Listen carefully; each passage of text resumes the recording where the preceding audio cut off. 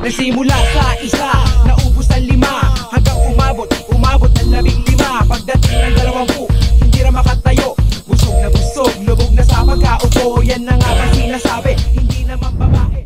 Tapos ang isa pang nabasa ko, unpredictable kasi siya eh. Si Trump? Oo. In the sense na konti lang inumin ko. Yung mga hindi siya nagbabago-bago yung isip, pero it's more Ano? kung ano yung sinabi niyang parang directive or policy niya before, pwede siyang ma-reinterpret in a different way. Tapos ang sasabihin, so ikaw naman yun, may assumption ka, di ba, na ganito gagawin niya. Pero iba yung magiging outcome kapag specific policy niya. Tapos sasabihin niya, ay hindi, iba yung ibig sabihin ko before. So hindi talaga siya, kumbaga, hindi siya parang maaasahan in that sense. Na mababasa mo, makakapag-prepare ka. Parang hindi. Yun. Diba, nagbabago-bago talaga. Oo. Pagka nahuli mo na siya, ito yung context na sinabi ko. But, diba? Oo. Tapos parang sabi nung iba, pinupush niya yung boundary ng kaya ng kapangyarihan niya. Kasi diba, supposedly,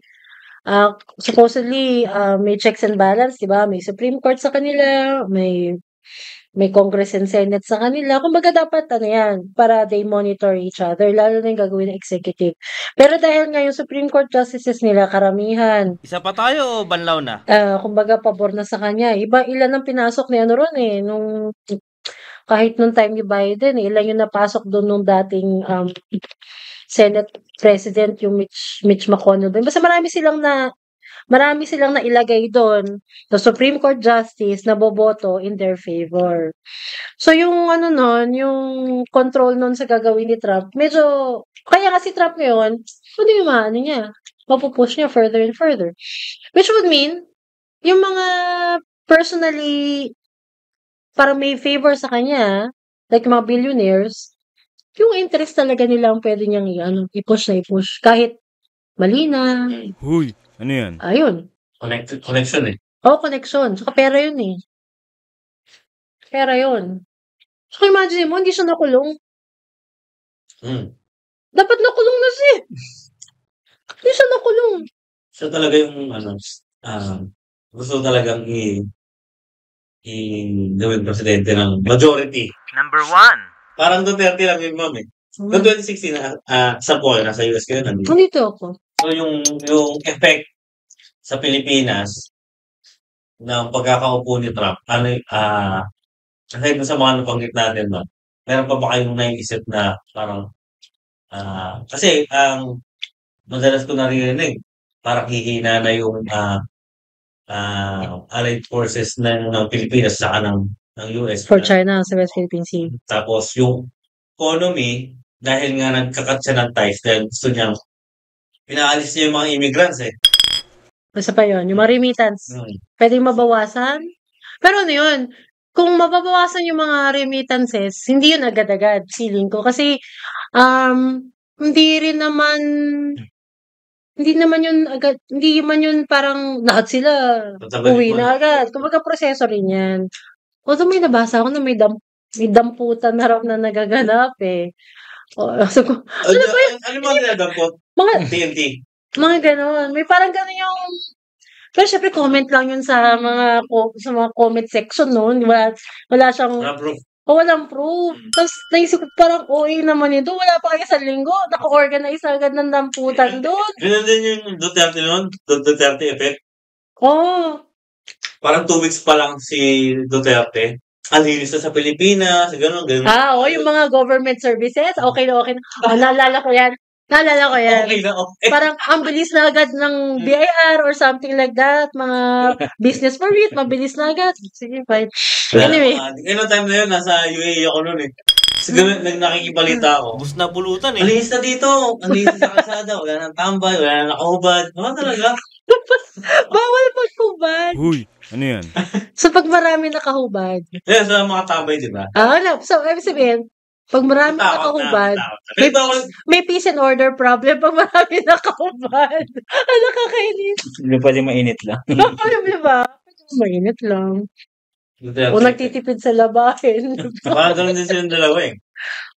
O strongman, gano'n. Saka populist, ibig sabihin, yung nag-aapili ka sa kung ano yung gusto ng karamihan. Mali yan o tama, yun ang mag-a-appeal sa mali. Eh usually, dahil nga wala patriarchal talaga yung mga society natin eh. Pag machismo ang dating, nananalo. Parang, for some reason, maraming nagbibigay ng tiwala sa kanila. Parang gano'n. Excuse me. Kasi parang may pangit to. Parang gano'n, no? Pangit to. Pagka yung sinasabi na ito, gagawin niya. Parang over na, pag ito sinabi ko, bukas, mangyayari yan. Sinabi ko yun. Hindi lang puro salita, yun yung effect. Pero kasi nakatulong rin, I think. Parang malaking factor din talaga yung social media. Kasi 'di ba, in social media, lahat na nakukuha mong like YouTube, Facebook, mga ganyan, 'di ba? Lahat na nakukuha mong impormasyon doon, bubble yan eh. Hindi mo talaga Nakatulong saan ba? nakakatulong sa kay Trump. Parang nakakatulong sa pag-solidify ng message niya. In a sense na walang makakapasok dyan sa feed mo na kontra. Kasi feed na algorithm lang eh. So kung ito yung mga nilalike mo, ibibigay niya sa'yo more of the same. Walang lulusot dyan na point of view nung kabila. So ang feeling mo ngayon, ang tingin mo sa realidad, yun lang, side mo. So may blinders talaga mga tao. Tapos meron din namang mga tao na ayaw rin nilang bawasan ayaw rin nilang tingnan yung kabilang side na. Oo naman. Diba? Ibig sabihin, yung kay Kamala Harris, wala masyadong ganong vehicle na Meron din. Meron din. Ang nangyari mas lang. kay Trump. Oo. Parang ganun din yung 2016. Oo, diba? Yung source of information talaga sa social media. Maraming pan-troll, diba? Maraming troll, maraming fake news. Pero bago pa na yung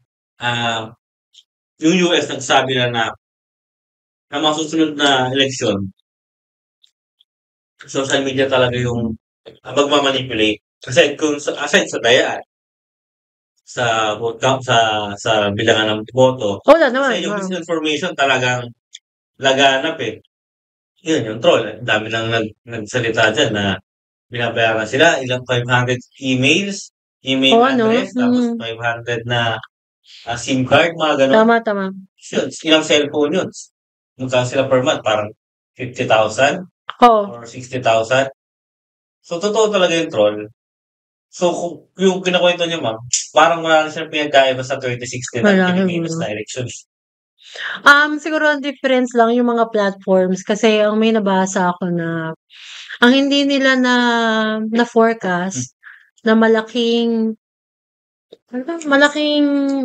hindi man sobrang laki pero parang mas solid na voting block kay Trump ay yung mga medyo bata na male, mga lalaki na medyo bata na white. Kasi parang ang isa sa mga naging strategy ni Trump, magsalita doon sa mga TikTok influencers na may mga micro parang vlogger ng small, very, very small, parang sobrang niche na space. Pero talagang male supremacy, ganon. So marami siyang nakuhang vote doon. Tapos meron pang hindi ko alam kung urban legend, meron pang report na ang nagbigay sa kanya ng idea na gano'n ay yung anak niya, yung anak ni Melania, yung Brandon. Ito kayo mukha nun. Oo, di ba? Parang try mong pumunta rito sa space na to. Ngayon, kaya yun sa akin remarkable. Kasi kung nandun ka lang sa democratic space, nyari, puro yung mga komedyante sa Hollywood, yung mga ganon lang nababasa mo, mga Oprah, mga Taylor Swift, yun lang kita mo. Hindi mo alam yun. Kasi those are corners of the internet na hindi naman pinupuntahan ng Pero, ang nakita nila, parang ang dami pa lang nandoon sa space na yun. Kaya madami siyang natap. Na yung mga democratic, feeling rin mga majority kasi, nagkaroon yata ng complacency. Hindi nila na na nakita 'yun.